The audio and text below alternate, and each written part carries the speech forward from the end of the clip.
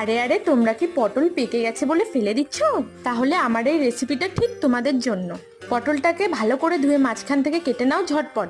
তারপর চামচের পেছন দিয়ে পটলের ভেতরের টেক্সচারটা ভালো করে বার করে আনো। পটল খোলস ছেড়ে বার হয়ে কমলাভোগ হয়ে আসলে রেডি করে নাও শুকনো লঙ্কা, তেজপাতা, পেঁয়াজ, লঙ্কা, রসুন। এবার কড়াইতে দিয়ে দাও সর্ষের তেল, আর তেলটা ভালো করে গরম হলে তার মধ্যে দিয়ে দাও শুকনো লঙ্কা, তেজপাতা ফোড়ন। ফোড়ন দিয়ে কিছুক্ষণ ওয়েট করে তার মধ্যে পেঁয়াজ, লঙ্কা আর কুচি করা রসুনটাকে দিয়ে দাও, আর সেটা লাল লাল করে ভেজে নাও। আর হ্যাঁ, পটলটা হাতের সাহায্যে একটু মেখে তারপর কড়াইতে ছেড়ো। চাইলে দানা অ্যাভয়েড করতে পারো তোমরা।